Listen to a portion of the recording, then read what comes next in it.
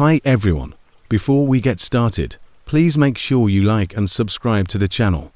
You can also leave a comment with your location and the time you're watching, so YouTube will continue to offer you tales like this one. Rachel's last vivid memory, however, is of seeing a familiar exit sign in Portland city center 2 miles away. Then, as if nothing had happened, they drove through downtown Portland and arrived at the wedding location precisely 24 hours late. But their phones and the car's clock indicated they had been. The wedding party was perplexed by their absence because, according to everyone else, Rachel and Tom had never left Seattle. Their friends had been attempting to reach them all day, but their phones displayed no missed calls or messages, and hotel reservations had been automatically cancelled because of their non-attendance, and the bride had been anxiously ill the entire time. Sadly, when they attempted to retrace their route the following day, they discovered that it was impossible. Interstate 5 ran exactly as it always had, with all the familiar landmarks and exits. Highway 101 ran along the coast rather than through the interior. The gas station where they had stopped was nowhere to be found, and the road atlas they had bought had disappeared from their car. Rachel and Tom went on another lengthy road trip together, and the experience had so deeply shaken them that they split up within a few months because they couldn't talk about it without getting panic attacks. Rachel now flies everywhere, even on short trips, and Tom moved to New York, where he can rely on. However, Rachel occasionally still has nightmares in the middle of the night about that unattainable highway that stretches forever in front of her, with the mile markers counting backwards, and the awful realization that the world is much stranger and more unstable than we dare to think. In these dreams, she is still driving on a road that lies halfway between the world we know and the world we dread. She's looking for an exit that will lead her home. 3. The radio station that shouldn't exist. Music during the summer of 2017. College. In order to bond before their senior year, roommates Alex and Kevin planned a 12-hour road trip from Austin, Texas, to Denver, Colorado, for a music festival. They divided the trip into 2 days, stopping overnight in Amarillo. What began as a routine road trip turned into an audio horror that Alex, a communications major with a special interest in radio broadcasting, had devoted numerous hours to studying radio frequencies, signal propagation, and the technical aspects of transmission. This knowledge, which had always been a source of academic pride, would soon serve as the basis for his deepest thoughts, fears. They departed Austin at -1 in the morning. The first few hours went smoothly as Kevin drove on a Thursday morning, while Alex played the role of DJ, sifting through radio stations in search of music. I was traveling north on Highway 35 in the middle of Texas. That fit their mood. Around 10 a.m., the Texas landscape rolled by small towns, boundless fields, and the odd oil derrick punctuating the horizon. Alex found a radio midway between Waco and Dallas. The frequency of the station that instantly drew his attention was 88. Despite being in an area where other stations broadcast static, 3 FM was playing classic rock from the 1970s with crystal clear reception. What made it unique? Alex remarked, "This is weird," adjusting the tuner a little to make sure they were locked onto the frequency. "There's no call sign, no, because there were no commercials, station identification, or DJ commentary, just song of expertly chosen classic rock, each track flowing smoothly into the next." According to FCC requirements, stations must identify themselves at least once per hour. Kevin was more concerned with driving than Alex was. Perhaps it's an automated station or satellite feed, but who cares? The music is fantastic, but Alex couldn't let it down. He took his phone out and looked up radio stations on 88. According to every database he could locate, a college station playing alternative and indie music was supposed to be on 3 FM in the Dallas-Fort Worth area. But as they proceeded north, the station's signal remained crystal clear, despite the fact that they were obviously receiving classic rock on the same frequency with a signal strength that suggested a much more powerful transmitter. This should have been impossible because radio signals, particularly in the FM band, usually have a limited range due to line-of-sight propagation. As they continued to drive more into North Texas, a station transmitting from Dallas shouldn't have crystal clear reception. 3 kept playing without any issues. Then around noon, the music abruptly stopped midway through Pink Floyd's Wish You. Good afternoon, listeners. We're broadcasting live from the Sundown Music Festival. We're here. Abruptly ended during the guitar solo and was replaced by what sounded like a live broadcast from a concert or music festival. They could hear crowd noise, the background noise of an outdoor venue, and then a voice speaking over a microphone. Alex's stomach dropped when he saw the lineup for today's festival in gorgeous downtown Meridian. The temperature is a perfect 78, and he instantly grabbed his phone and searched for Sundown Music Festival Meridian, Texas, but got no results. He then searched for Meridian, Texas Music Festival and found only references to minor local events that didn't merit live radio coverage. But what was more unsettling was that the radio announcer had stated that something was seriously amiss here and that the current temperature, according to his phone's weather app, was 94 instead of 78. Alex told Kevin, "This festival doesn't exist. The town they mentioned is real, but it's tiny, perhaps 1,500 people, so they can't possibly be holding a music festival big enough for live radio coverage." The show went on to feature what seemed to be live performances by bands Alex knew were impossible, with Leonard being announced as the first performer. Kevin finally started to share Alex's uneasiness after the Doors played Light My Fire with Jim Morrison's distinctive voice.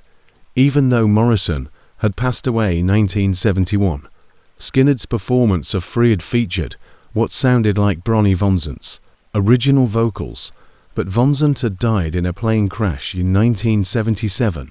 Simply excellent tribute bands, but the performances were too flawless and genuine. Alex had studied audio engineering and was able to tell the difference between recordings and live performances. These weren't tribute acts or old recordings, but they had all the elements of live performances, including audience participation, and the most nerve-wracking part was when the radio announcer said, "It's 2:30 p.m. here at the Sundown Festival, and we're getting ready for our next act." Alex checked his phone, and it was precisely 2:30 p.m., despite having singers who had been dead for decades. The radio station managed to transmit in real time as they went past Witcher Falls. However, the broadcast took an even odd turn when the announcer started giving specifics about their voyage. "This following song is dedicated to I hope you're enjoying your trip, Alex and Kevin, the 2 college boys in the silver Honda Civic driving north on 35. They had never mentioned their names or their route to anyone within range of a recording device, and although their phones were linked to the car's Bluetooth system, they hadn't made any calls or used any voice-activated features. There was no logical way for the radio station to know who they were or what they were driving. Kevin pulled over at the next rest area, looking really scared. How did they know our names? How did they know what automobile we were driving? Alex was already searching for a plausible explanation. More unsettling was his finding that a number of the bands that had played at the made-up festival had actually been scheduled to play at a real festival in Meridian in 1976. He learned that the town of Meridian, Texas, did exist, but it was a small agricultural community with no history of holding music festivals. The radio station carried on with its impossible broadcast throughout the afternoon of a festival that had been cancelled due to a severe storm that killed 3 people. Dead musicians performed with live bands, but the weather reports kept contradicting their actual conditions, and the announcer occasionally made references to their journey that should be impossible to determine. But as they got closer to Amarillo at 5 p.m., the broadcast's tone shifted once more. Instead of music, they started to hear what sounded like private phone conversations, and they would occasionally hear snippets of their own talks from earlier in the day replayed with crystal clarity.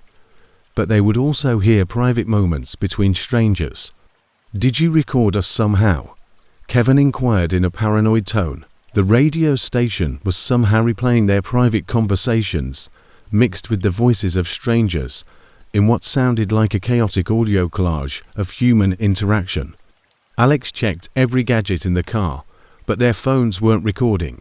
The car's system didn't have the ability to record, and there were no other electronic devices that could record audio.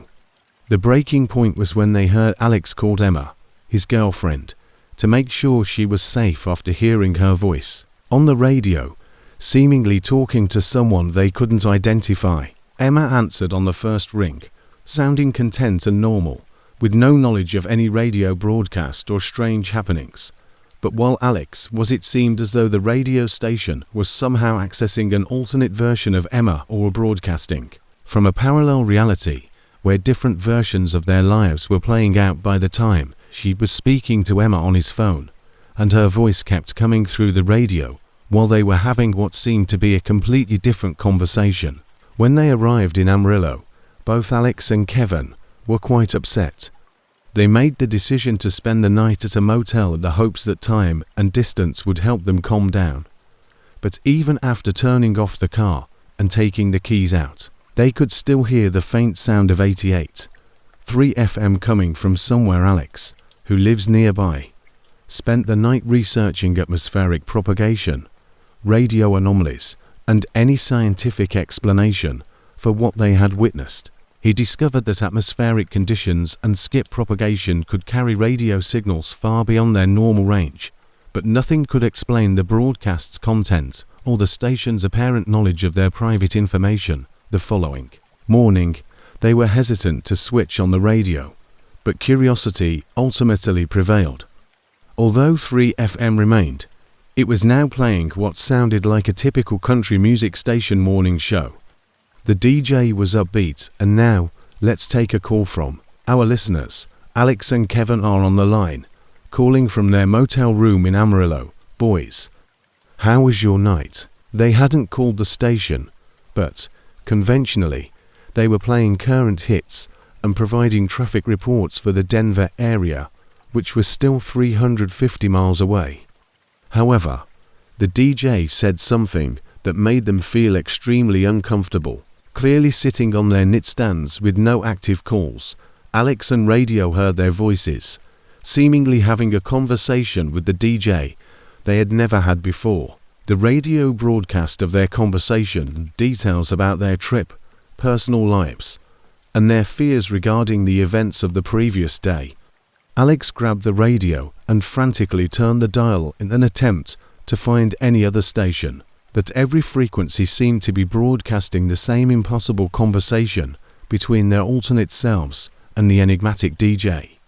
Kevin talked about theories, about government experiments in parallel dimensions, and the possibility that they had somehow tuned into broadcasts from alternate realities, as if they were willing participants in some cosmic radio show. They left Amarillo without eating breakfast, desperate to get away from whatever influence was affecting the radio signals in that area. As they drove north toward Denver 88, he could hear their voices, no matter where he tuned them, discussing their deepest fears and private thoughts. The last hurricane, as they got closer to Denver, when the radio started transmitting what seemed to be impossible content. At times, it was their own conversations replayed to them. At other times, it was broadcasts that appeared to be from futures that hadn't yet occurred, and at other times, it was dead musicians performing live. Seemed to be a news report about a terrible accident on Highway 25 just north of Colorado Springs. To Austin College students, Alex Morrison and Kevin Chen were killed when their Honda Civic veered off the road during an unexpected storm. The report included information about their intended destination, the reactions of their families, and the music festival they would never be able to attend. Alex checked the weather there, despite the fact that there was no storm warning and they were both safe and unharmed. The radio carried on with its somber newscast, which included interviews with their bereaved loved ones, talking about their memories.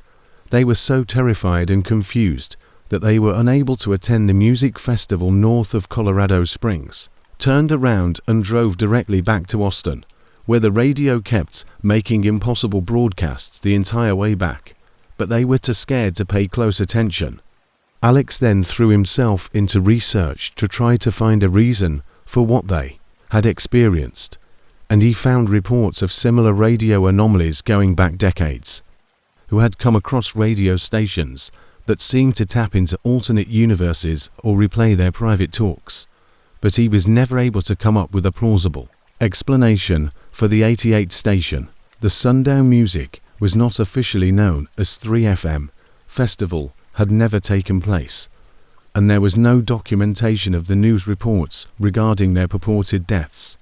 Instead, it seemed as though they had momentarily tuned into broadcasts from parallel worlds or possible futures. Alex switched from communications to computer science because he couldn't stand the idea of using radio equipment, because he knew that somewhere in the electromagnetic spectrum was impossible. Voices continued to tell untrue stories, and occasionally in the middle of the night, he still believes he can hear his other self speaking on a radio station that shouldn't exist, living out various incarnations of himself in realities that are just outside the realm of ordinary perception. For the town that time forgot in March 2016, newlyweds David and Lisa decided to take the scenic route through small-town America on their honeymoon from Chicago to Phoenix rather than flying, because they wanted to see the country together. They stopped at mom-and-pop diners and oddball roadside attractions along the way. What they found in a small Missouri town would change their perception of time and make them wonder if there are places that exist outside of reality. David was a history teacher who had a love for Americana, and Lisa was a software engineer for a tech startup. They became an unlikely couple because she loved the cutting edge and he loved antiques. However, their differences had always been a wonderful complement to one another. This trip was supposed to be a celebration of their new life together, but instead it would turn into a journey into something much stranger than either of them could have ever imagined. On their second day of driving, they ended up on Highway 63 in southern Missouri, having purposefully chosen back roads over interstates to around 300 p.m. They came upon a dilapidated sign that said, "Welcome to Millbrook, population 847, founded 1952. The scenery was typical of the area, with rolling hills, agriculture, and little villages that had seen better days, with a main street dotted with neighborhood businesses, older homes with well-kept yards, and a tranquil atmosphere that made city dwellers yearn for a bygone era. The town looked exactly like what you would expect from rural Missouri. What caught their attention, though, was how remarkably well preserved everything appeared. The buildings looked like they had been frozen in the 1950s, but not in a dilapidated, abandoned manner. Rather, they appeared brand new, as though they had been constructed yesterday, with period aesthetics. "This place is incredible," David said, adding that the architectural details immediately caught the attention of historians. "Look at those cars parked on Main Street.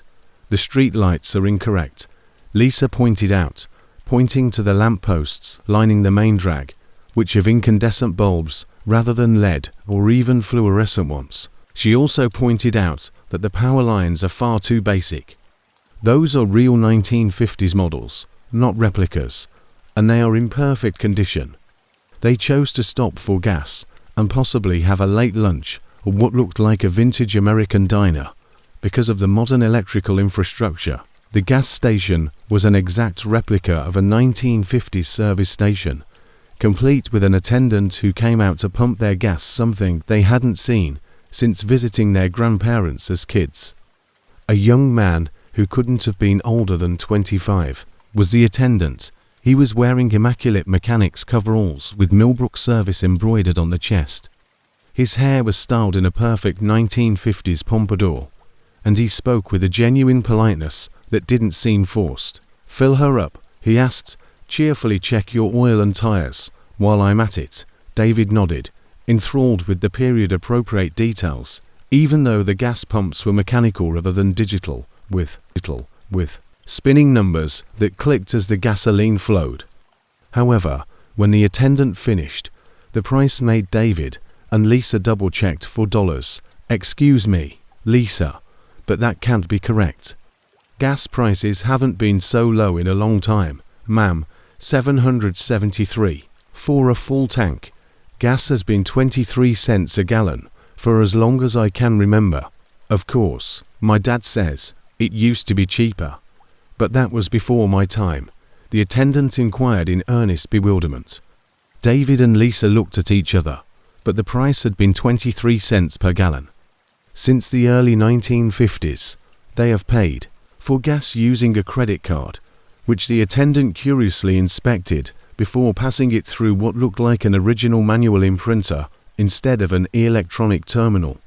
He acknowledged that most people pay with cash, but the boss stated that these new credit cards might become popular. Mel's business looked like a Hollywood set designer's ideal recreation of a 1950s eatery, replete with red vinyl booths, a checkerboard floor, and a jukebox playing songs that David recognized as authentic period records. The diner experience was even more strange once we received the machine last week. When Lisa attempted to pay with her smartphone using a mobile payment app, the waitress, a woman in her 40s, in a pink uniform with her hair in victory rolls, greeted them in the same period-appropriate manner as the gas station attendant. The menu, printed on plain paper, had prices that belonged in a museum. Hamburgers for 35, coffee for a nickel pie for 15 cents. She said, "I'm sorry, honey, but I don't know what that is," and Lisa showed her the phone and explained how it worked. However, the waitress looked at it as though she had never seen anything like it before, not only because she didn't understand the technology, but also because the idea of a handheld computer was entirely unfamiliar to her. David started asking subtle questions about current events in an attempt to gauge what was going on. The waitress said that President Eisenhower was doing a great job, and she hoped the new interstate highway system would bring more travelers through Millbrook. "It's some kind of radio," she surmised.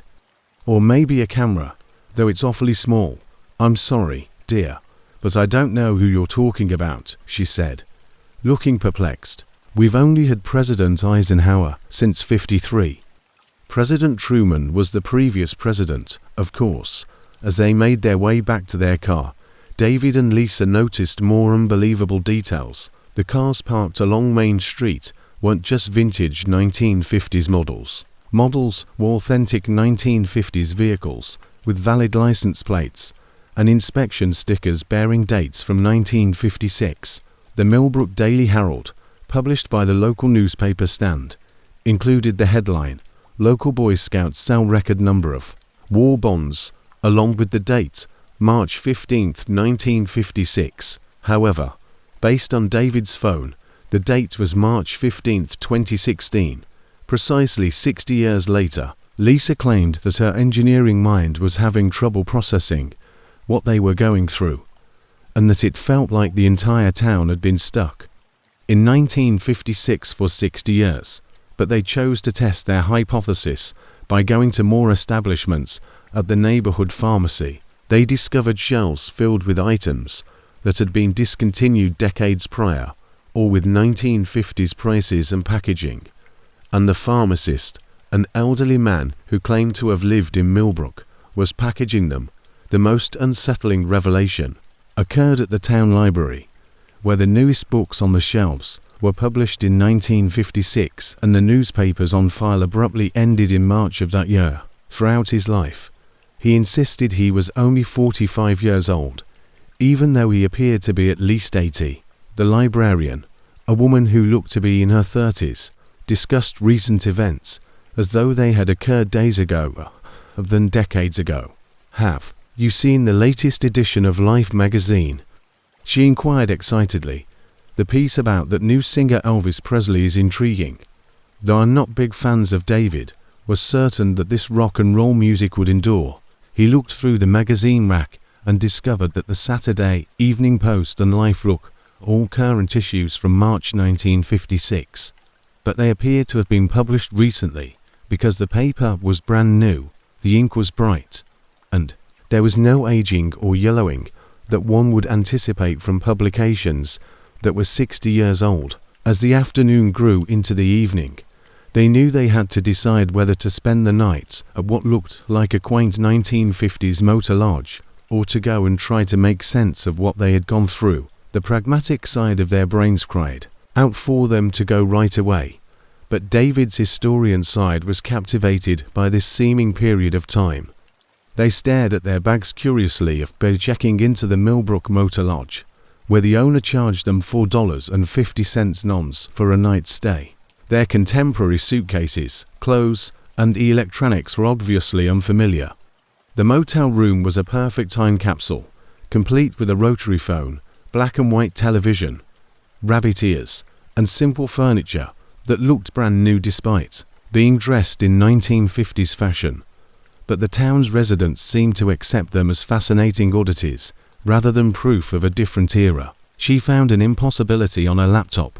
A Wi-Fi network called Millbrook Municipal offered internet access, but when she connected, all the websites displayed content from 1956. Google appeared to be a straightforward text-based search engine, with results that only contained information from 1956. Social media platforms did not exist, and news websites displayed headlines from March 1956. However, there were antiquated bulletin board systems that discussed events from 60 years ago, as though they were current news. Lisa realized that everything on the internet was showing content from 1956, which is impossible, didn't exist in 1956. David tried using the room's rotary phone to call his family, but the operator informed him that the long-distance numbers he was attempting to reach had been disconnected.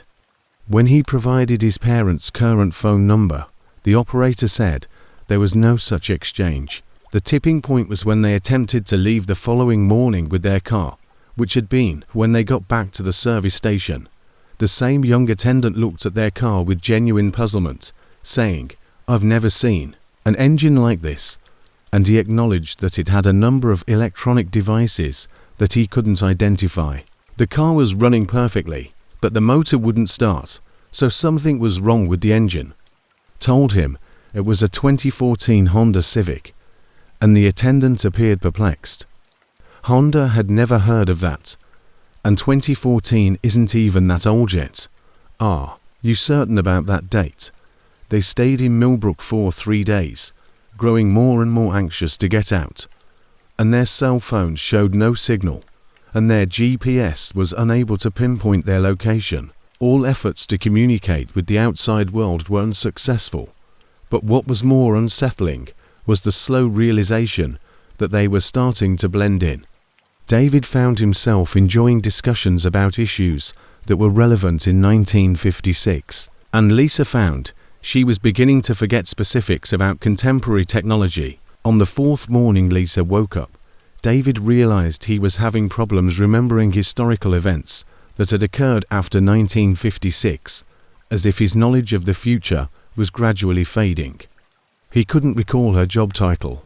She knew she worked with computers, but the specifics of software engineering seemed vague and unimportant. The escape happened accidentally while exploring the edge of town. They found a stretch of highway that appeared to shimmer in the air like heat waves rising from hot asphalt. After navigating through this distortion, they were back on the current Highway 63, their phones showing full signal strength, and their car operating normally. The date on their phones indicated that they had been gone for 4 days. But when they called David's parents, they found that no time had passed.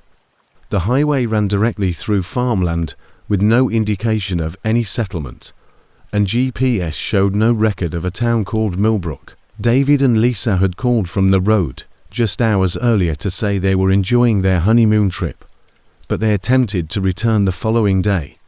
But the town was nowhere to be found. They kept the receipts from their stay, which included gas station slips, diner checks, and motel bills dated March 1956 printed on paper that should have crumbled to dust decades ago, but remained as fresh as the day they were issued. David framed them in their new home, but he was never able to explain why. Millbrook was in the area, and internet searches turned up no historical references to such a place. Lisa eventually regained her memory of modern technology, but she never felt entirely at ease using digital devices again.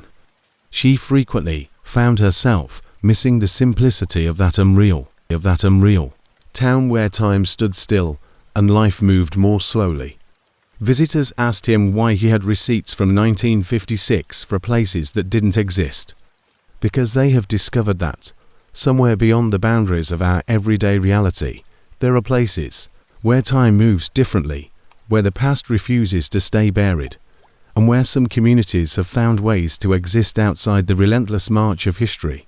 They continue to search for that shimmer in the air that might lead them back to Millbrook on long drives through rural America. In an endless loop of March 1956-5 the memory road, David occasionally claims he can still hear the faint sound of 1950s music on the radio, luring them back to a town that time forgot, where their honeymoon might still be going strong.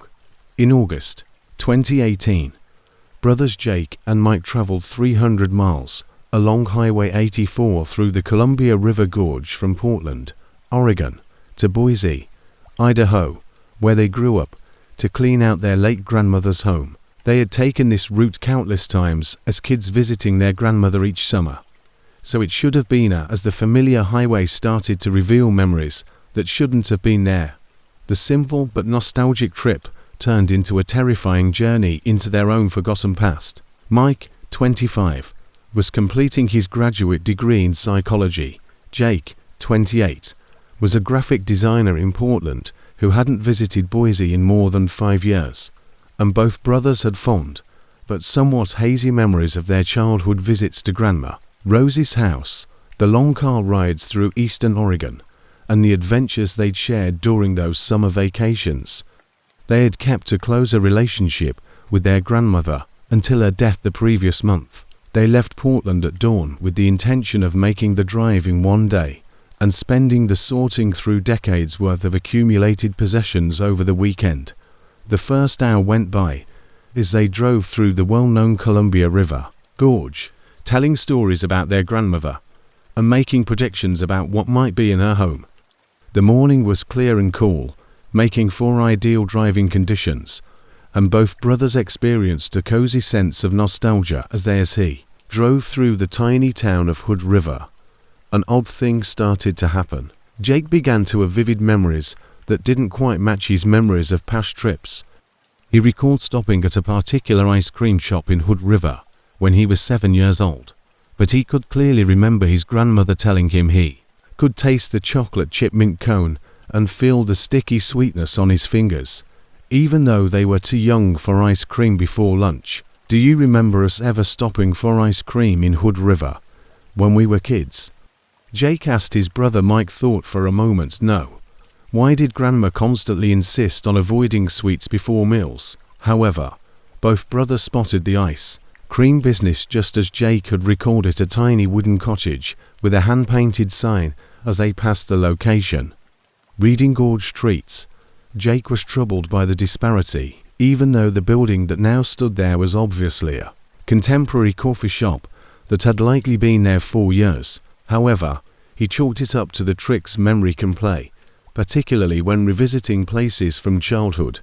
But as they moved east through Remember, when we stopped there and Dad caught that huge fish from the river, Mike abruptly pointed to a rest place as the memory flashes became more frequent and precise. Approaching the town of the Dulles, Jake glanced at the restroom. He could hear their grandmother laughing and smell the pine trees that surrounded the fishing spot, which was just a few picnic tables and a restroom without access to the river. But all of a sudden, he could see the memory clearly. Their father standing knee-deep in rushing water, triumphantly holding up a salmon that seemed impossible to their child's eyes. Dad never came on. There was never a river at that rest stop. And it was always just you, me, and Grandma on these trips with us, Jake answered slowly. However, the rest area flickered like a double, and both brothers could now see it rather than simply recall it. As they traveled farther into eastern Oregon, the highway itself started to change, not physically, with the asphalt signs and landmarks remaining exactly as they should be, but their perception of it, both the current mundane reality and their unattainable memory of a riverside fishing spot where their father had never been, changed to accommodate unreal memories. They started seeing familiar-looking cars on the highway, as though they were sharing it with people from their past. "There's the blue station wagon," Mike said, pointing to a car a few cars ahead of them. "Do you remember the one that was always on?" Jake vividly recalled the blue Ford Country Squire with wood paneling, license plate BLM847, driven by a middle-aged man with a mustache, while his wife attempted to manage 3 children and a golden retriever in the back seat during these outings with the family that had 3 children and the dog that stuck its head out the window. But as Jake considered it rationally, he saw how implausible it was that the same family would be making the same trip at the same time every summer 4 years. And why hadn't they ever stopped at the same rest stops or gas stations? The blue station wagon stayed ahead of the curve. Every single trip to Grandma's house always traveled in the same direction, always at roughly the same time of day.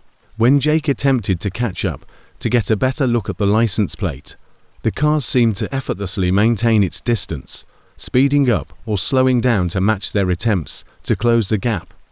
Around noon, they stopped for gas in a small town called Arlington, and the car continued to maintain a constant distance for the next 50 meters, despite changes in traffic and speed. Was an old-fashioned service station with a single pump run by an elderly man in overalls who gave them free soda from a cooler filled with soda. However, as they pulled up to the pumps, both brothers had the same vivid memory at the same time. They remembered stopping at this exact location when Jake was 10 and Mike was 7. For a brief moment, Jake saw his brother's hand close around an invisible object, and he thought he heard the sound of ice clinking in water and the hiss of a bottle cap being opened. Mike's psychology was so strong that he actually walked to where the cooler should have been and reached for a bottle that wasn't there. "This is getting really weird," Mike said. He became painfully aware of what they were going through as a result of the training. "We're sharing false memories, and they're getting more detailed and real as we go." However, Jake was starting to believe that these memories weren't fake at all. What if they weren't? What if we were recalling things that were occurred, but not as we might have imagined? As they moved east, the highway started to unveil more unbelievable memories. They recalled stopping at a roadside diner that served the best apple pie they had ever tasted. The diner was run by a woman who knew their grandmother and always gave them extra large slices when the most unsettling memory occurred as they approached the town of Pendleton. Both brothers suddenly recalled a conversation they'd had with their grandmother during one of these trips, a conversation that couldn't have happened because it involved knowledge they hadn't as yet acquired. They arrived at the location where this memory was strongest and discovered only an empty field, but they could smell cinnamon and see the flickering outline of a building that wasn't there. In this memory, Grandma Rose was telling the kids about parallel highways that ran alongside the main roads but were only accessible in specific circumstances. She explained that when people traveled the same path over and over again and had deep emotional ties to it, they occasionally found themselves slipping between different versions of their journeys and reliving memories from their travels. The issue was that their grandmother had never discussed anything like parallel realities or metaphysical concepts with them. Grandma said that every time you travel a road with love in your heart, you create an echo of that journey, and sometimes, if you're not careful, end up traveling all those echoes at once. As they got closer to Boise, both brothers were able to recall this conversation with perfect clarity, including the way sunlight had streamed through the car windows and the particular inflection in her voice. She had been a practical woman who talked about practical things, such as their school performance and what they wanted for dinner. As the phenomenon grew more intense, they started to see different versions of their journey overlapping. At times, they were in their current rental car. At other times, they were in their grandmother's old Buick, and at other times, they were in cars they didn't recognize but felt a strong connection to the landscape. The vehicles flickered between different seasons and years, showing them the same route they had traveled on several times. The most terrifying part was when they saw themselves as kids in the back seat of a different car going in the opposite direction. 7-year-old Jake and 4-year-old Mike waved at them from the window of their grandmother's Buick, which was driven by a younger Grandma Rose who looked exactly like she had 20 years prior. "We're seeing our own past," Mike said. "But that's not possible," was said in a whisper. "We were driving east to Grandma's house, but those kids were heading west, as if they were leaving." Jake realized that we weren't just remembering our trips to Grandma's house, but experiencing them all at once. Every trip we've ever taken in both directions over the years had become a nexus of their every summer vacation, visit, and emotional bond they had formed with this road had resulted in layers of memory that were now permeating their present experience. When they pulled into their grandmother's driveway in Boise, they discovered the house exactly as they had remembered it from their previous visit. However, they also recalled it from each past visit. The house had paint colors from various decades. The garden displayed flowers from various seasons, and through the windows they could see furniture arranged in ways that had changed over time, but were now somehow all present at once. Inside the house, they discovered proof of they discovered thank you notes they had written to their grandmother after various trips, but some of the handwriting included references to events they couldn't recall, and photo albums everywhere featured images of them at different ages during the same visits, displaying impossible combinations of their childhood selves. The finding of their grandmother's journal, which included entries about their visits that covered improbable time periods, was the most upsetting. She wrote about getting visits from them at ages that didn't correspond with the calendar dates, and she detailed conversations and activities that appeared to combine several trips into a single entry. The last entry, dated only a week before she passed away. Jake and Mike came back today. They were 7 and 4, 15 and 12, and 28 and 25 all at once. I believe the memory road is calling them home, and I hope they find their way back to the correct timeline when I'm gone. They spent the weekend in a house that existed in several different eras at once, sorting through items that came and went based on the version of their visits they were in. At times, they were adults coping with the practical aspects of their grandmother's passing, and at other times, they were kids playing in the same rooms while their grandmother, who was still very much alive, called them for lunch. The trip back to Portland was even more confusing. The highway displayed not only their previous eastward travels, but also all of their return trips. They felt the anguish of parting from their grandmother after each visit, the joy of returning home to tell their parents stories, and the bittersweet awareness that each trip might be their last. But they also had return trips where they had never created versions of themselves. When they eventually arrived in Portland, both of them saw different versions of their lives unfold in the flickering images on the highway, illustrating what might have been is they had made different decisions about remaining connected to their past. They either stayed longer or brought their own families to meet their grandmother. The brothers discovered that their childhood memories had been irrevocably changed. They could recall not only what had truly occurred, but also what had transpired during each of the parallel versions of their visits.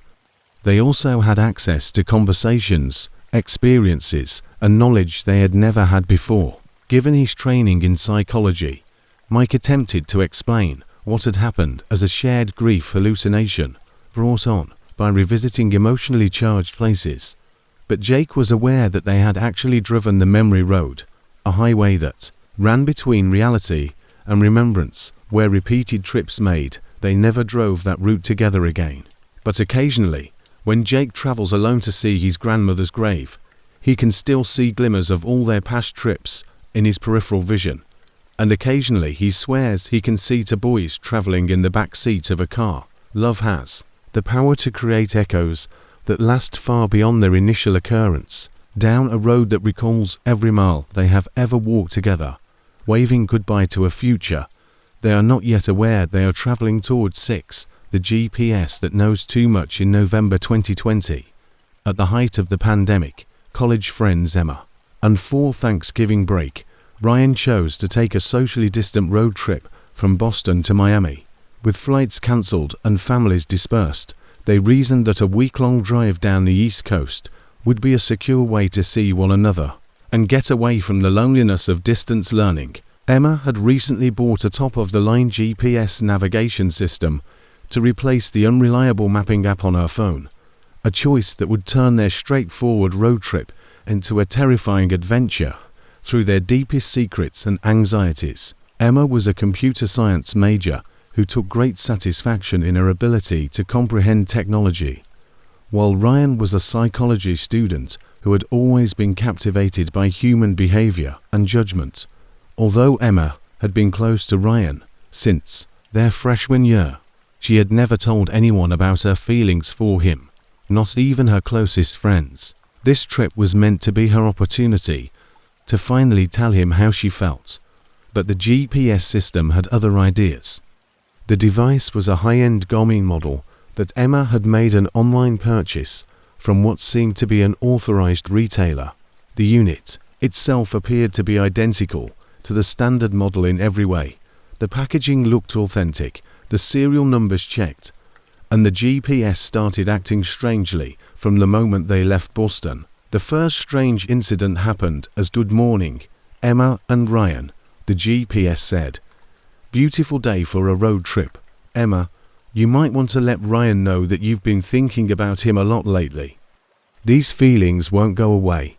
They merged onto I-95 South. Instead of the usual robotic voice giving standard directions, the GPS spoke in a warm conversational tone that seemed almost human. When Emma tried to recreate the incident by asking Ryan to listen, the GPS reverted to its typical mechanical voice and standard navigation instructions. "Did you program our names into that?"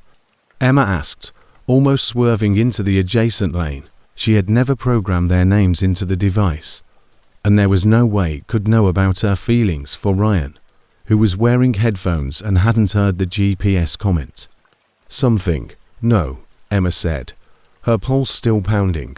"I just unboxed it this morning.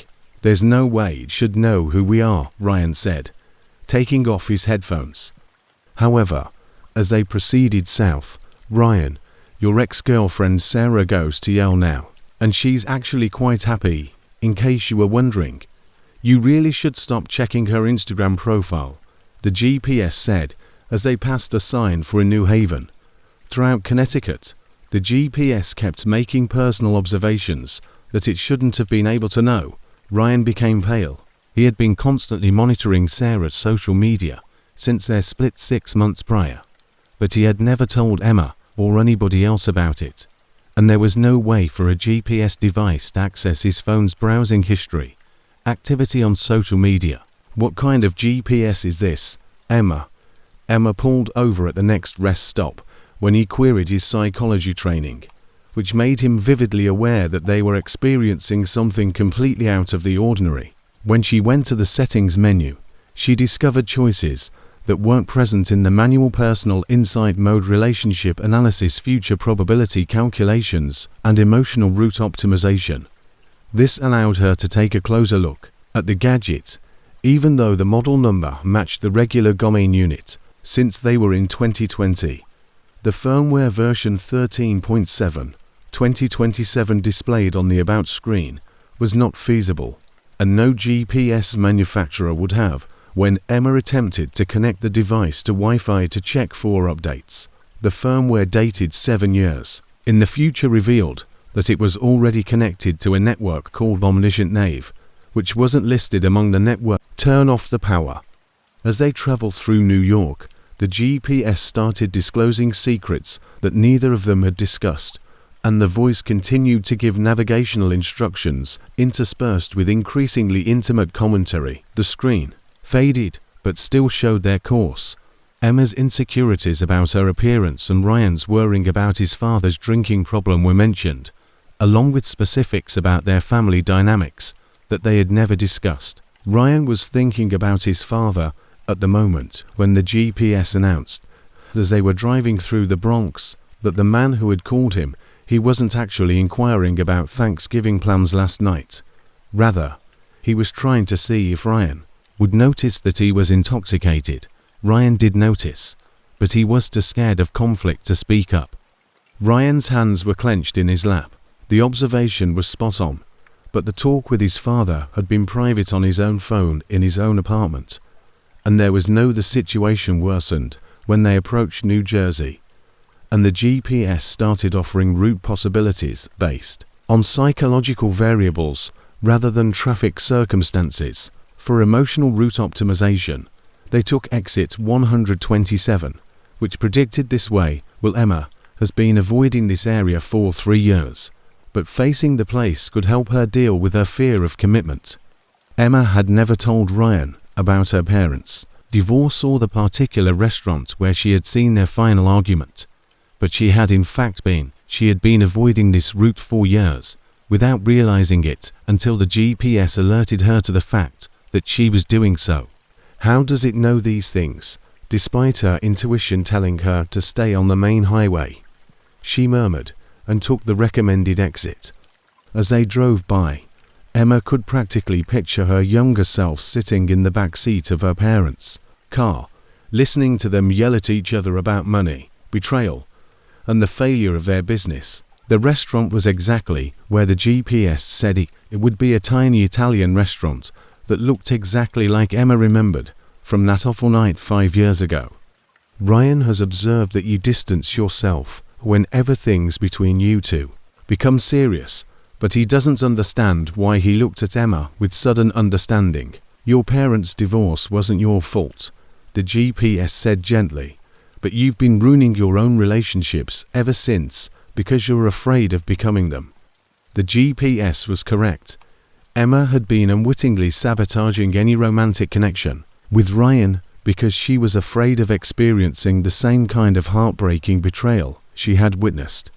Your parents, Emma nodded, tears streaming down her face. She had never connected her parents' divorce with her own relationship patterns. As a teenager, the GPS grew more intrusive and predictive as they traveled south through Delaware and Maryland.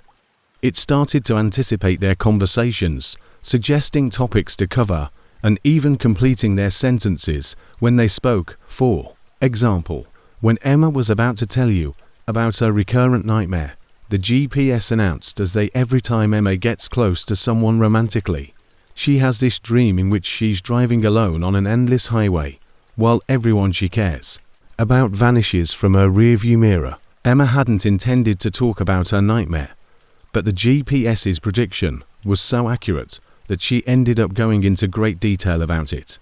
The most unsettling event happened as they got closer to Washington, D.C., when the GPS started showing route information for places they had never entered into. It was as if the device was somehow reading her subconscious thoughts and bringing her worst nightmares to the surface. It stated that Emma would visit Ryan at the apartment where he will live in 4 years, 3 miles to the right, to inform him that she is engaged to someone else. The prediction came with thorough turn-by-turn directions to an address that neither of them knew, in a neighborhood they had never been to. When they looked at the screen, it displayed not only their current route, but also what seemed to be dozens of alternate future routes that their lives might take depending on different decisions they could make. Ryan said that's not possible because it's predicting the future. GPS devices don't predict the future. Routes showed them drifting apart, ending up together, and showing seemingly impossible futures that were displayed with the same technical precision as the traffic conditions of today. Future probability calculations allowed the GPS to announce that based on psychological profiles and current behavioral patterns, there is a 73%, there is a 12% chance that Emma will have a permanent relationship with Ryan after confessing her affections to him during this journey. A 45% chance that Ryan will respond, and Emma pulled over again, this time at a rest stop in Virginia. "We need to get rid of this thing," she said. "It's a different GPS gadget." The mounting bracket, which should have been detachable, instead appeared to have become a part of the car's interior, which was even more unsettling when they attempted to take the gadget from its mount and found that it was physically welded to the dashboard. The navigation system necessary for vehicle operation appeared on the GPS screen when Emma attempted to start the car without the GPS giving directions. Interfering with predictive routing could lead to less than ideal life outcomes because Emma was forced to continue a journey while dependent on a device that knew more about them than they did about themselves. As they drove through North Carolina, the GPS started to show them not only where they were going, but also why they were actually traveling. It displayed a sophisticated psychological analysis of their motivations, revealing that Emma had unconsciously, under the guise of pandemic travel restrictions, Emma planned the entire road trip to create the ideal environment for confessing her feelings to Ryan. She also selected a route that would pass through emotionally significant locations to maximize vulnerability and openness. Subject Ryan accepted the trip offer despite having other possibilities, because he was subconsciously attracted to the subject Emma, who had been waiting for a clear indication of love interest for 18 months. The chance of a favorable reaction to the invitation was 94.7%. Despite 87.3%, the analysis's correctness was horrifying, since it exposed aspects of their motivations that neither had consciously acknowledged. Emma came to the realization that she had, in fact, planned the entire as they neared the Florida border. The GPS signaled, "Destination reached, moment of truth. Emma, you have 47 seconds to decide." Ryan realized that the trip had been a lavish prelude to a romantic confession, and he had been hoping for just that. Choose to express your feelings to Ryan or to live the next 3 days in regret. The opportunity will be gone forever in 7 years. A countdown clock showed up on if the GPS had been correct about everything else, including her parents' divorce, Ryan's family issues, their subconscious goals, and even their precise location at all times. Emma's heart was racing. The seconds passed on the screen. 46, 45, 44. "Ryan," she whispered, her voice trembling as the meter hit 20 seconds. "I need to tell you something." She had less than a minute to alter the entire trajectory of her life. The next confession was awkward, frightening, and exquisite. Just as they shared their first kiss in the parking lot of a Florida rest stop, the GPS screen showed a straightforward message that read, "Route optimization successful, destination happiness achieved." Ryan's response was exactly what Emma had hoped for, but never dared to expect. They continued to Miami and had a fantastic time. But when they looked at the device again, everything had returned to normal. The screen displayed standard navigation information. The voice had changed back to its usual robotic tone, and all of the enigmatic menu options had vanished. Week together, starting a relationship that would last 4 years. But they were never able to explain what had happened with the GPS device. Emma tried looking up the impossible firmware version or the omniscient Nave network online, but couldn't find any information. The device now appears to be normal and is sitting in Emma's drawer. In every way, but occasionally, when she's driving by herself and has to make a tough choice, she believes she can hear that kind, conversational voice giving advice that goes far beyond basic navigation. Other times, she simply questions whether there are any technologies out there that understand us better than we do. Gadgets that can predict the possible directions our lives may take and gently steer us toward the futures we're too scared to decide for ourselves. The GPS that knows too much taught them that the most terrifying technology isn't that which jeopardize our security or privacy, but rather that which exposes aspects of ourselves that we're not prepared to confront and compels us to confront the discrepancy between our perceptions of ourselves and our potential seven, the rest stop that never opens. In September 2021, married couple Jessica and Carlos were traveling from San Antonio to Phoenix for a family reunion with their 1-year-old daughter Sophia. They left San Antonio at 6 in the morning with the intention of making the travel in one day, as Carlos had planned, but the 8-hour drive across Texas and Arizona turned into a harrowing experience when they encountered a facility that gathered families during their happiest moments. Around noon, 200 miles west of San Antonio, they came upon an impressive rest area with a modern building, large windows, well-maintained landscaping, and plenty of parking. However, as they pulled in, Jessica noticed that the other cars appeared to be abandoned. "Those cars have been here for a while," she said, pointing to the rest area, which has rest stops every 2 hours for Sophia's needs. The building looked modern from the outside, but all the doors were locked, and the signs said that it was temporarily closed for renovations and would reopen soon without any dates. Even though the facility was closed, the parking lot was still open, and other cars were there. Why leave the lot open if it's they used outdoor picnic tables to feed Sophia and plan to find facilities elsewhere? But Carlos was wondering why. Each door handle Jessica's phone showed no signal, even though they were on a major highway, and her GPS was unable to locate their position. The screen displayed blank space between mapped areas, as if the rest stop didn't exist. An SUV with child car seats and strewn toys, but no family. A blue sedan with windows down, keys in the ignition, and a week-old half-eaten sandwich were all found to be abandoned. In total, 17 vehicles were found to be abandoned during the journey, and the license plates displayed various states and time periods, some of which had expired years ago. Some had future expiration dates, and the vehicles ranged from vintage cars to contemporary SUVs. The most interesting was a minivan that had a taped schedule from Oklahoma City to Los Angeles, complete with luggage, snacks, and cup holders, as well as children's tablets charging. However, the food in the cooler had gone bad, and the dust had covered everything. "We need to leave," Jessica said, growing agitated, but their car wouldn't start. The electrical systems had been turned over and plenty of gas had been used, but something kept it from starting. Carlos discovered no mechanical issues, but it's like the car knows we're supposed to stay, he said. Sophia appeared happy playing as if nothing was wrong, but as evening drew near, they realized they were stuck and had no way to call for assistance. Jessica then noticed that the building's windows weren't windows at all, but rather HD screens, showing footage of how the interior should look. The renovations weren't about construction.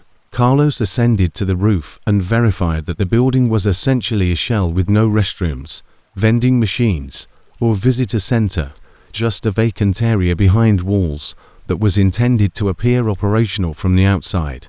As night fell, the fake windows started to display unsettling content instead of security footage of other families who had stopped here was shown, and Jessica and Carlos watched as families from various eras found abandoned cars and tried to start them gradually. Before realizing they were trapped, families from the 1980s, 2000s and more all followed the same pattern of arrival, discovery, and unsuccessful escape attempts. Jessica muttered, "Those abandoned cars belonged to all these families, but where did they go?" The most horrifying part was watching their own arrival replayed on the screens, where hidden cameras had captured them at entry. Now, this story was being added to the collection, and the screens displayed progressively improbable footage of families, spanning various decades, but all time stamped with the current day, as though distinct incidents were occurring concurrently. Across time layers, Sophia, who had been remarkably calm throughout, started to crawl toward a concealed area of the building behind landscaping, where there was a small service door with a smooth metal handle, but no handle, that opened silently when Sophia touched it. Inside, a staircase led down into the dark. Thousands of photos on the walls, arranged chronologically from the 1960s to more recent years, showed every traveler who had stopped here. Jessica and Carlos discovered their own arrival photo already mounted within a control room with sophisticated technology was located in the center of the enormous underground chamber, which defied the building's exterior dimensions. It was filled with items from decades of missing families, including suitcases, toys, photographs, souvenirs, and other items, all neatly stacked and catalogued like museum pieces. A logbook recorded every stranded family, with entries in the same handwriting even though it was decades old. Monitoring equipment showed live feeds from rest areas across the highway system. Screens displayed rest stops throughout the network, if this location was part of a larger collection system. The entry read, "Family of 3 celebrating Charles. First birthday, strong emotional bonds, significant milestone, optimal subjects for temporal preservation study. Recommend extended observation," along with recorded arrival times, vehicle descriptions, and personal information about the travelers' lives and motivations for traveling. Not only were they stranded tourists, but they were also test participants in a decades-long project that collected families at significant life events and preserved them outside of regular time. Sophia's sudden, intense crying caused system faults, alarms to wail, monitors to flicker, and destabilized equipment sparked and failed all around them, so they fled for the staircase while carrying Sophia, avoiding malfunctioning machinery, and arrived at the surface to find their car operating normally. The abandoned cars, which resembled mortgages driving away, flickered between solid and transparent as they passed, and they noticed the rest stop building fading in their mirrors. Its grasp over reality caused them to arrive in Phoenix to find nothing but empty desert. They attempted to research the rest stop but were unable. Route websites revealed no facilities for hundreds of miles in either direction, and GPS showed an unbroken route without any services. However, they preserved artifacts from the underground, chamber photos of other families, a logbook page, and an electronic device that kept track of their whereabouts even after the batteries were removed. Carlos has nightmares about the families in those photos, and Jessica keeps the logbook page as a reminder that there are highway facilities that aren't meant to serve travelers. Rather, they're meant to collect them. While driving, they occasionally spot promising rest sites in the distance, but they never stop since they know that some establishments keep families happy in regions where time seems to stop and nobody really leaves. 8. The cars that follow you home. During summer vacation in June 2019, college roommates Ashley and Madison drove 400 miles from Ohio to Ashley's hometown in rural Kentucky.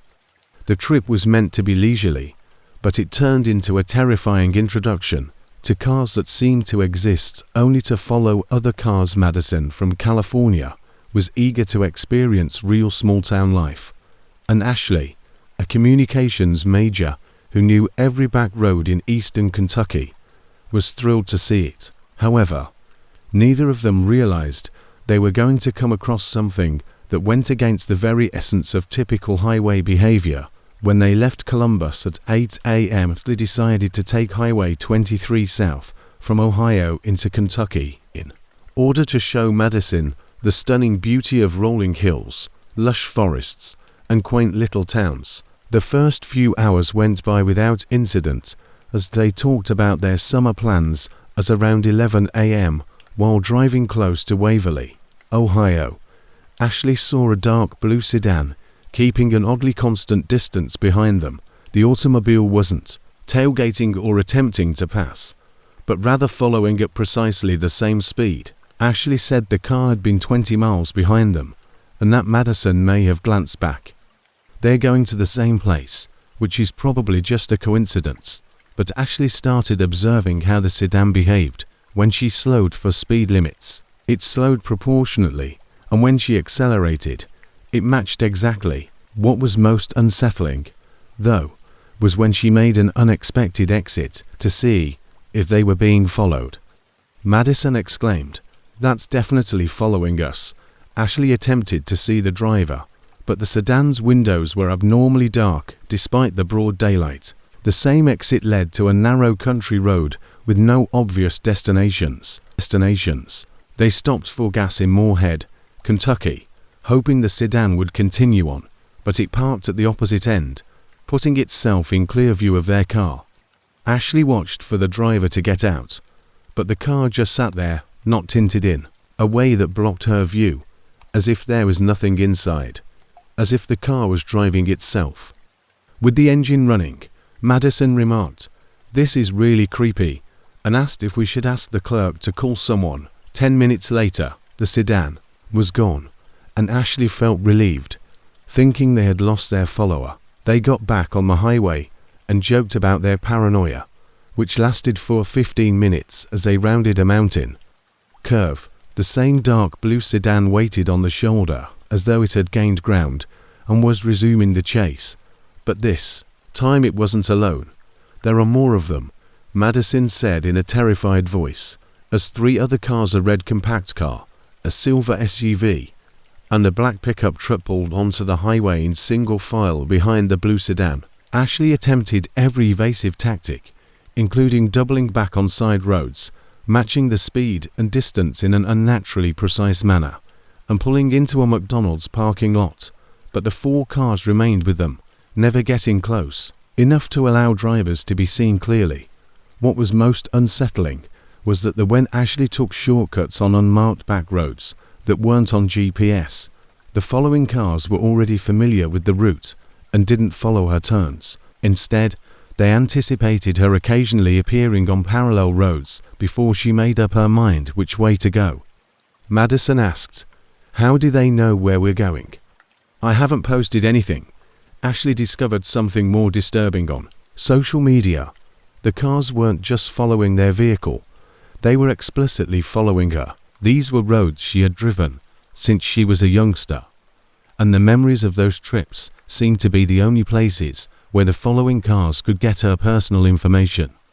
The 4 vehicles started acting in an impossible way as the afternoon turned to evening, as if they could read her intentions. They would appear around curves before they should be visible and maintain perfect formation on winding mountain roads where sight lines changed all the time and occasionally seemed to travel at Ashley checked her speedometer 55 meters ahead of us on a straight highway, and the black pickup seemed to be moving much faster than their actual movement.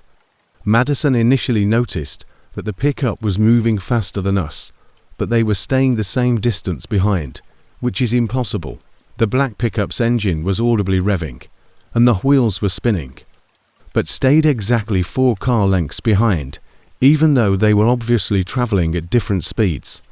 Ashley explained that they were not actually cars, but rather projections made to appear as though they were obeying standard driving regulations, but acting under entirely different laws. The terror peaked as they got closer to Ashley's hometown, rather than continuing on the main highway, and the 4 vehicles dispersed along different routes, which Ashley identified as alternate routes.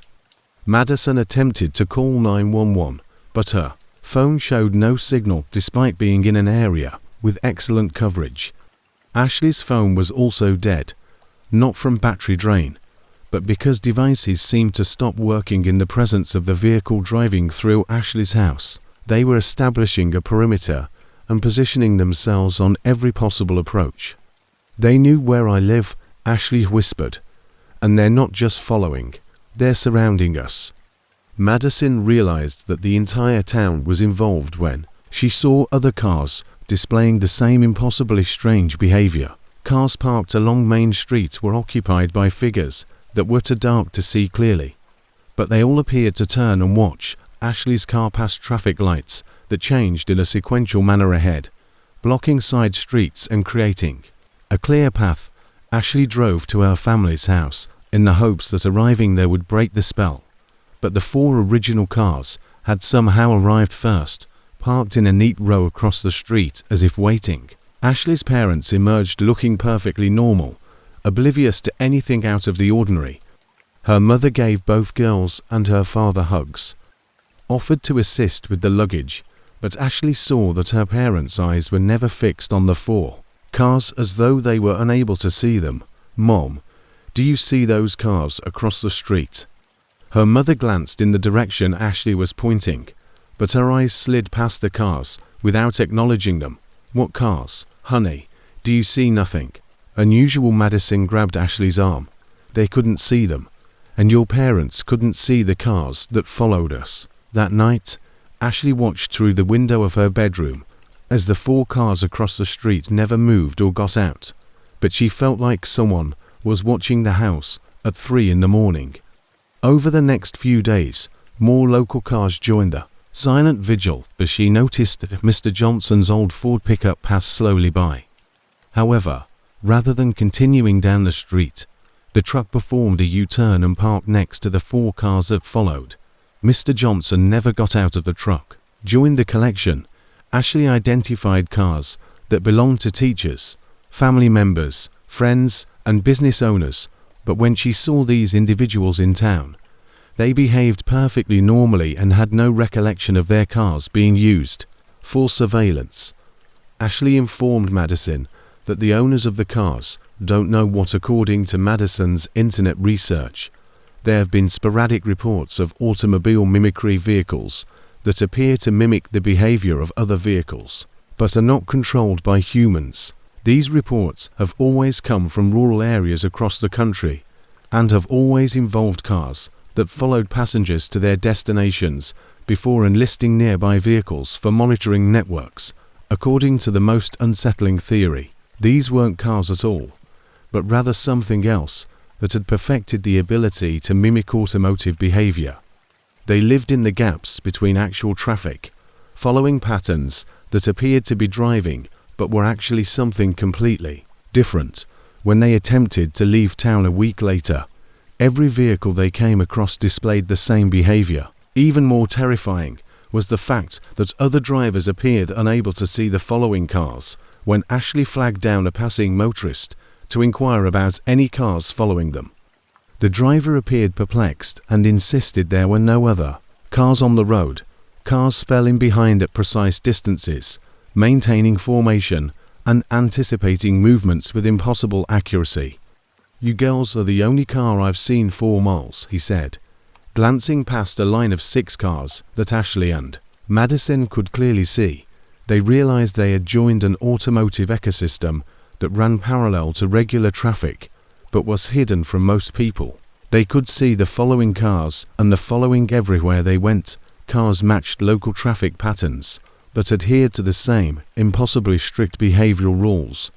Ashley and Madison eventually returned to Ohio, but the following vehicles arrived with them, not the same cars that had stayed in Kentucky, but new ones that appeared to receive assignments from some distributed network. Moved to West Coast College in the hopes that distance would break the bond, but she reports that California cars now follow her with the same accuracy and are always hidden from other people. Ashley still resides in Ohio, but she has stopped traveling long distances, but the following cars haven't vanished. Instead, they've become a part of her everyday routine. A blue sedan follows her to work at. She has learned to live with car stalkers, but she never stops wondering what they want and why they chose her. She sees movement inside cars occasionally, which is not typical human driver motion, but something. 3 car lengths a pickup waits when she shops. Friends and neighbors' cars watch with noticeably non-human attention. The cars that follow you home from going anywhere. They've become permanent landscape features that are so well incorporated into traffic patterns that most people never notice them. But once you've seen them and joined their network, they never let you leave. This suggests that the cars themselves are alive, watching, and learning. 9 The mile markers that count down in October 2022.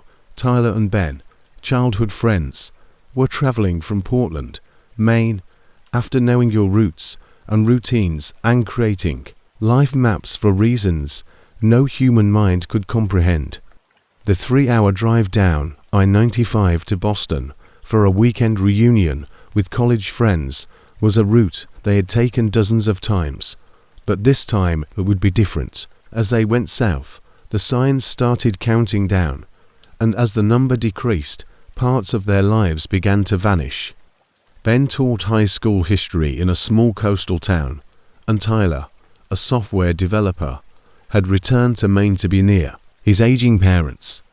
They had been friends since their university days and took frequent road trips to stay in touch despite their distance from one another. They left.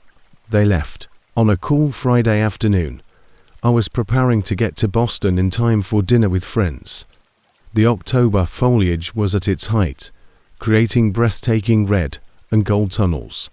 For the first hour, everything went according to plan. They caught up on life, exchanged work-related tales, and relished the cozy familiarity of Decadale Long. The anomaly started around mile marker 47, just south of Kenab. Tyler.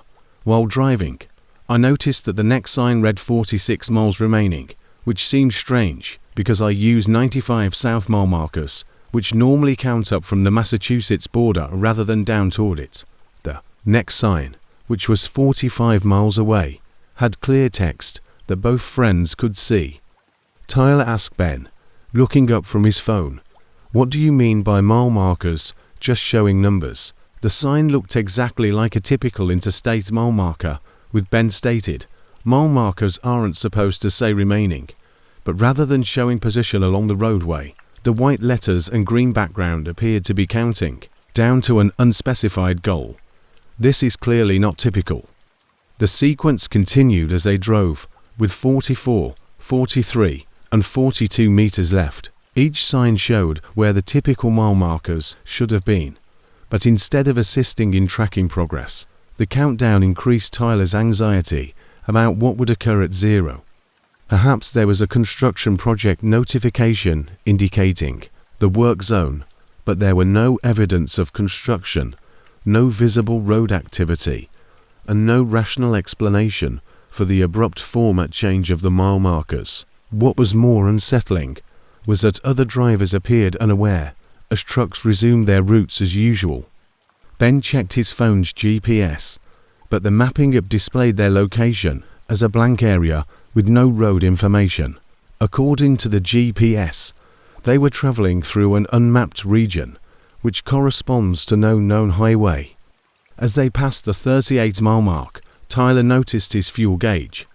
Everyone else seemed to be traveling on regular I-95 with standard markers. It seems odd that they had barely traveled 90 minutes without any traffic that would affect fuel efficiency, since it was displaying 3/4 full when they left Portland and now read half empty. "Are we using gas faster than normal?"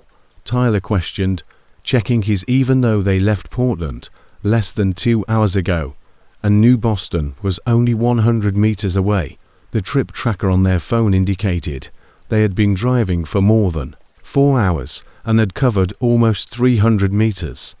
Either my tracker is broken, or we have been driving much longer and farther than we believe, as the countdown continued, with 35 miles and 34 meters left. As the number decreased, Tyler and Ben noticed that their surroundings were changing in a subtle but unsettling way. The radio playing classic rock from Portland station gradually changed to songs that sounded almost familiar, but had lyrics and melodies that weren't consistent with their memories. With 30 meters left, Ben realized he couldn't. "What was the name of that place we're going to?" Ben asked Tyler, wondering if he could remember the name of the restaurant where they were meeting college friends. The detail had disappeared from memory, leaving only a hazy impression that they were supposed to meet somewhere in Boston for dinner. Which friends they were meeting, the specifics of their weekend plans, and the exciting hours before were all getting more and more blurry. "I remember that we were meeting people, but I can't recall who or where we were going because they were 25 miles away, and the more important memories vanished." Ben couldn't recall the name of his high school, even though he had worked there for 5 years. The landscape was also changing in ways that made it difficult to identify his address or the name of the software company. The autumn foliage was still lovely, but the particular arrangement of the trees, buildings, and terrain didn't match their memories of the I-95 corridor. Expected towns were replaced by unfamiliar communities, and exit signs pointed to places Neither had hearing that there were only 20 meters left caused a significant change. Tyler realized he couldn't recall his last name, and Ben found that his college memories were being jumbled. They could still recall each other and their friendship, but specifics of their shared past were vanishing like mist. What was most horrifying was the sense that their memories were fading away. Tyler's memories of his parents were erased. He knew intellectually that he had moved to Maine for a family, but he was unable to recall faces, names, or other key details because of the methodical removal of identity pieces, which left gaps where crucial information had once existed. At 10 miles left, Tyler and Ben started losing memories of one another. Tyler couldn't remember how he'd met Ben, and Ben couldn't remember why they'd chosen this trip. They were strangers sharing a car heading to an unidentified destination for reasons that have since been forgotten. Specific interactions were lost, teaching memories were lost, students' curriculum satisfaction in education vanished, and with 5 meters left, they realized they were getting close to the fundamental threshold. Anything that happened at 0 would mean that everything they had ever known would be completely erased. Tyler gripped the steering wheel, resisting the urge to turn around, but he couldn't recall which way they had come from. 3 meters left eliminated their names completely, leaving them just a people in a car with no identity beyond their ability to recall mile markers, and the significance of the countdown was erased by their immediate physical presence. 2 miles remaining. However, something unexpected happened at the last mile, causing Tyler to lose his memory of his name while maintaining a strong sense of self-preservation. At last, he swerved off the highway. Just before they reached mile marker 0, the tires on their exit car screamed as they left the interstate. As soon as they got off I-95, everything snapped back into place like a rubber band, and memories of their recent ordeal filled their minds with names, identities, and trip purposes. They ended up on a local road, uncertain of how they had arrived. In Massachusetts outside of Boston, Tyler pulled over at first gas station. Both men were shaking from the intensity of their regained memories, and when they checked their phones and car clocks, they discovered that they had driven the exact amount of time required for a typical trip. But they remembered it clearly. After hours of counting down and the slow loss of everything that made them who they were, Ben said, "Did we just almost get deleted?" Tyler, finding it difficult to speak, looked at the trip odometer, which showed that it was exactly 107 miles from Portland to Boston. Distance, but they had vivid memories of going much farther through imaginary landscapes and past nameless towns.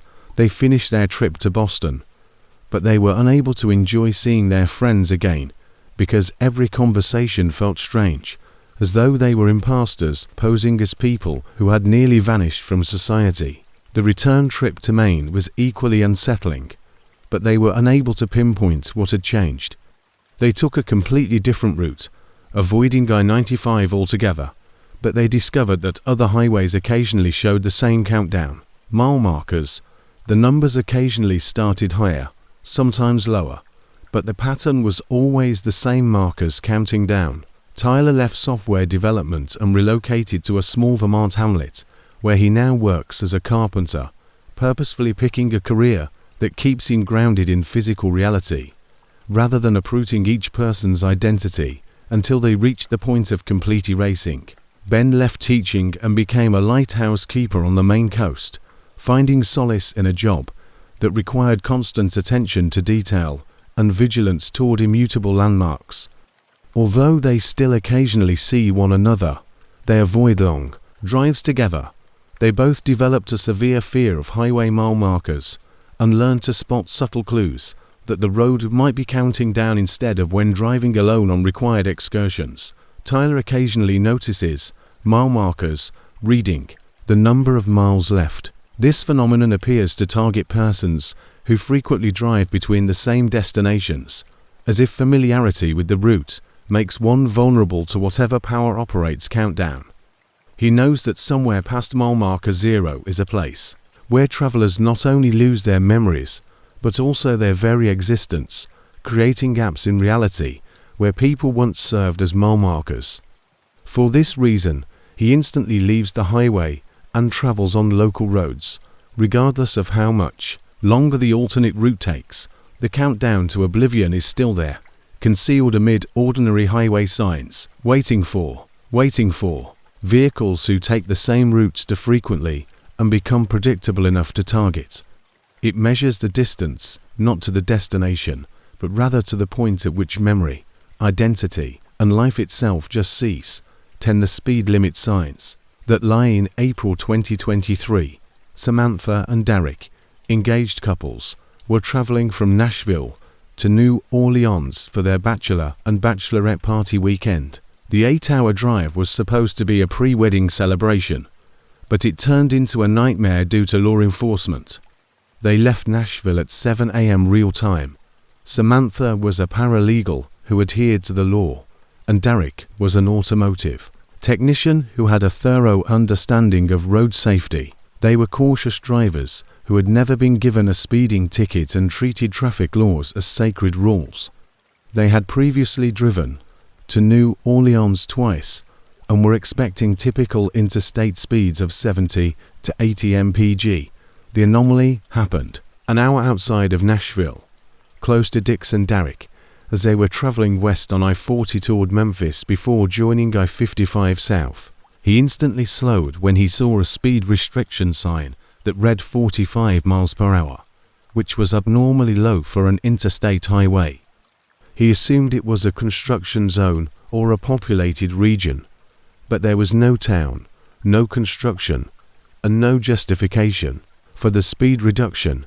The route proceeded as usual, a 4-lane interstate through countryside. However, the written limit was still 45 meters, and other cars appeared to be unaware, continuing to drive at 75 to 80 meters. Samantha said, "Checking GPS. Nothing here requires 45, and everyone's ignoring it." Derek persisted in adhering to the posted speed, despite on a perfectly normal interstate. Cars were flying past, but the signs became more and more erratic. At 15 miles per hour, Derek drove in the right shoulder to avoid being rear-ended. The signs looked official, but no other drivers appeared to notice them or feel obliged to obey. So the situation became even worse when he attempted to accelerate past the posted limit. The car would lose power as if an outside force prevented him from doing so. "Derek, this is dangerous," Samantha said as he crawled along the interstate or walking speed with the hazard lights flashing. When Derek attempted to accelerate, the engine would sputter and die, forcing him to restart and continue at an impossible, slow pace. The vehicle had synchronized with the posted limits and was unable to be on them. Derek was watching semi-trucks approach at highway speed, so he decided to just ignore the signs. Despite the risk, Derek hardly advanced, moving more slowly than walking, until the next sign read 0 meters. The car came to a complete halt as his speedometer hit 0. Full cessation of motion due to mechanical breakdown. As if the engine was stuck in place, the electrical systems were operating normally, but the car would not move. Instead, it sat standing still for frightful minutes while watching fast-moving cars come into view. However, when they got closer, other automobiles would slow down, which was impossible, changing lanes smoothly to prevent collisions as though using the same force. Derek's speed is being controlled by the roadway, which also controls all traffic. After 5 minutes, Samantha saw a new indicator that made them shun us. Appeared at 5 miles per hour right away, and their vehicle started to go once more, automatically modifying without Derek's involvement and carrying on at a ridiculous rate. They seen signs reacting to their particular vehicle's proximity to the slope limit. Fell to 10 meters for momentum close to crosswinds after increasing to 20 m4. Derek's driving was being actively monitored by stability signals based on real time. Derek claimed that the roadway is alive and that these indicators are influencing the majority of judgments. Depending on anyone was looking, the unsettling sign showed various figures. Derek saw 12 meters. Samantha saw 8 miles per hour, Highway offered customized boundaries according to an evaluation of their skills. Signs alerted drivers to their stress levels by providing messages beyond numbers. Elevated looked below the recommended 15 meters. Next to 5PA highways, passenger takeover driving was evident. Instructor keeping an eye on performance and modifying speed according to proficiency. Derek gave Samantha a new driver's license after letting her drive new signs. Progress, followed by a 3 mph temporary speed limit. Highway began testing her cautiously and planned increases in response to performance indicators. Particular actions that conduct lane changes and show appropriate following distance demonstrate that an emergency brake failure led to a lower limit of success. Earning a small. Samantha stated that execution is necessary as the highway is giving us a driving exam. We are unable to go until we overcome the psychological pressure at the 7-mank lane change. Huge and intellect control their top speed, requiring them to demonstrate their road skills. That was converted into a testing facility. Otherwise, traffic moved as usual, but they were imprisoned in car purgatory, where everything they did was watched. A big electronic sign appeared near the Louisiana border, and the last inspection revealed defensive. The driving skills highway is full with difficult situations, complex merging situations with phantom barriers, and simulated emergency vehicles requiring precise time. Derek and Samantha collaborate to overcome obstacles, identify dangers, and carrying out exact movements at predetermined speeds. Most challenging driving test possible, given by an examiner who is in charge of not when they successfully finish the last scenario emergency halt. Not only speed, but the whole traffic environment, then smooth merge signs, which at last showed 70 meters, and vehicle control. Highway restarted, and they were free to accelerate and decelerate as they pleased. Normal appearance, but their relationship with driving was drastically altered by experience. They discovered that roadways might possess the ability to think independently, assess performance, and step in when needed. With intelligence monitoring their every action, driving has turned into a negotiation. They made it to New Orleans, but they were unable to enjoy the parties because of every speed limit. They were anxious about the notice, wondering if they would be checked again, and they drove with excessive caution out of fear that errors could result in a second evaluation return. The trip was equally unsettling. Even though the stats showed normal, the extra text keeps popping up and going away too fast to read. Short bursts of satisfactory performance or ongoing observation indicated that their exam had been videotaped and that they were still being watched. Derek quit his job in automotive because he didn't trust the driver. Relationships with vehicles. Samantha became anxious when driving and now demands to fly whenever she can. Speed limit signs are occasionally still visible when traveling on interstates. Customized messages for a short while before going back to their regular numbers. They've learnt that highway systems are more capable of evaluating drivers and are more clever and controlling than most people assume. Changing permissions according to performance standards that are incomprehensible to humans.